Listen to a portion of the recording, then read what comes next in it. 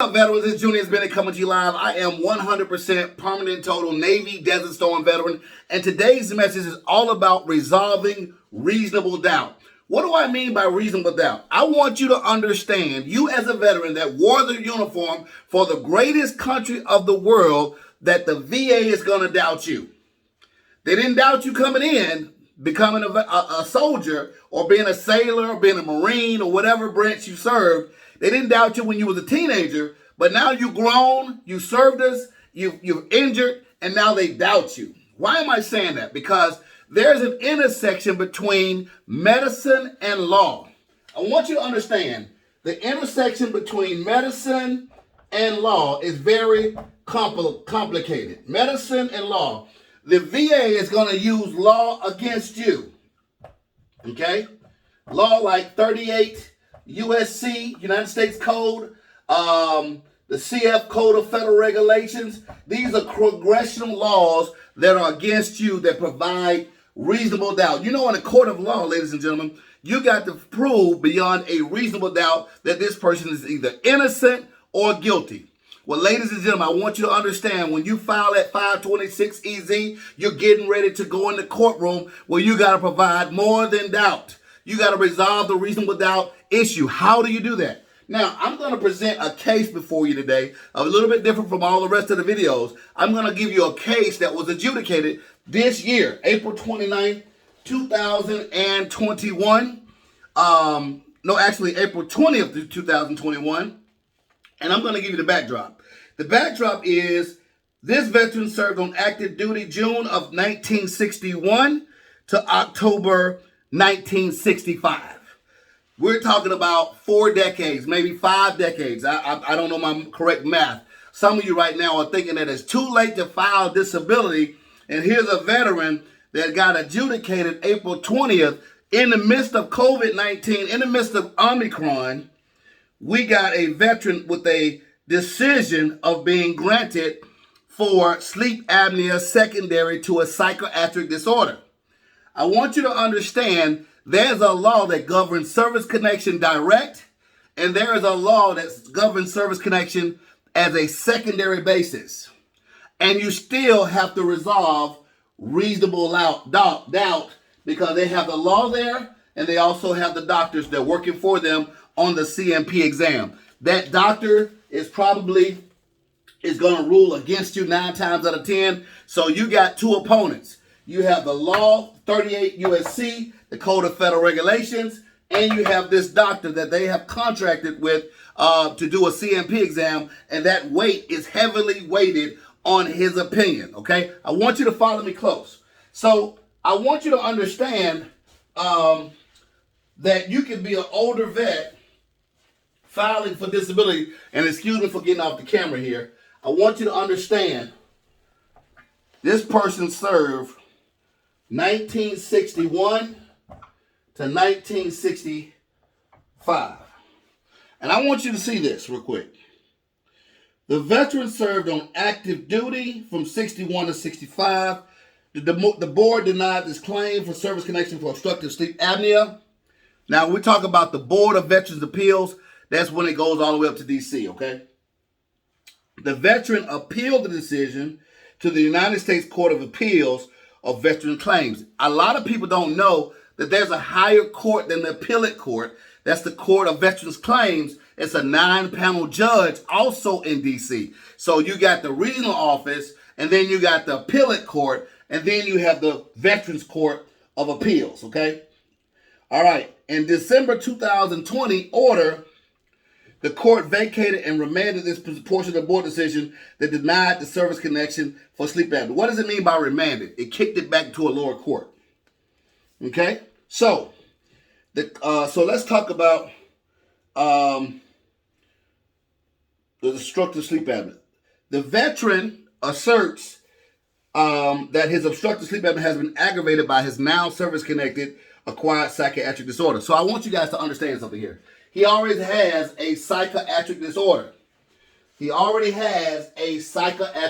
So some of you already have PTSD. Some of you already have anxiety disorder. Some of you already have other than specified disorder on your e-benefits. Okay? So you got to understand that. I'm going to go back on that window on that case.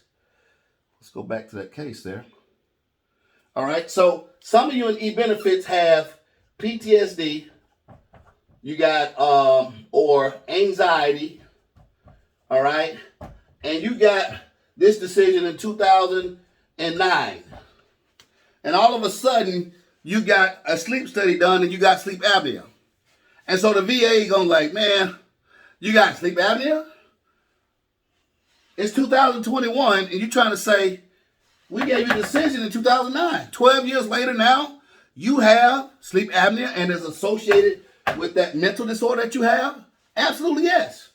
Now, how do you resolve reasonable doubt? How do you resolve reasonable doubt? We already know that there's three criteria for service connection. Number one, current disability. Have you been to the doctor for sleep apnea? Have you done the sleep study test? Do you have a CPAP machine? Boom, you meet that. Check. This is resolving reasonable doubt.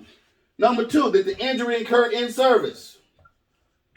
We already know that sleep apnea did not incur in service. Did it cover pre-service? No, it did not occur before I got in.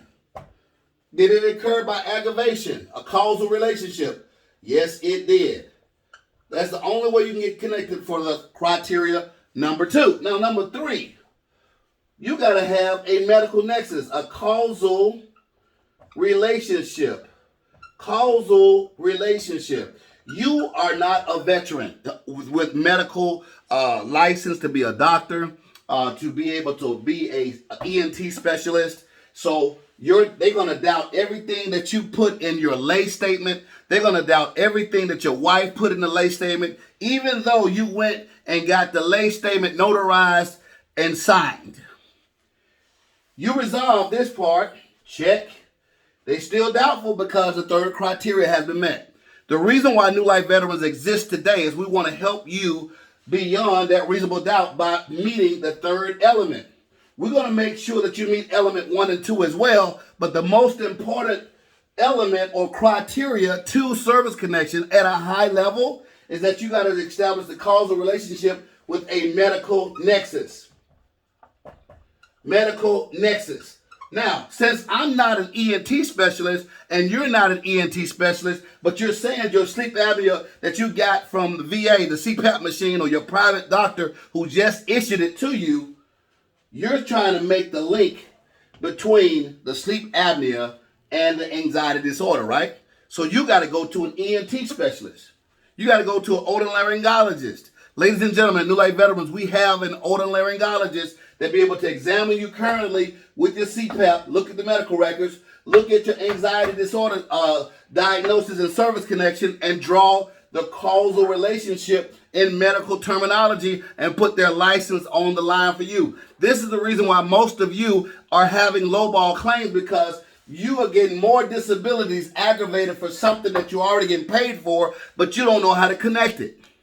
Sleep apnea can aggravate type 2 diabetes. That's another secondary on top of sleep apnea, but you got to be able to establish the causal relationship medically to dissolve the reasonable doubt.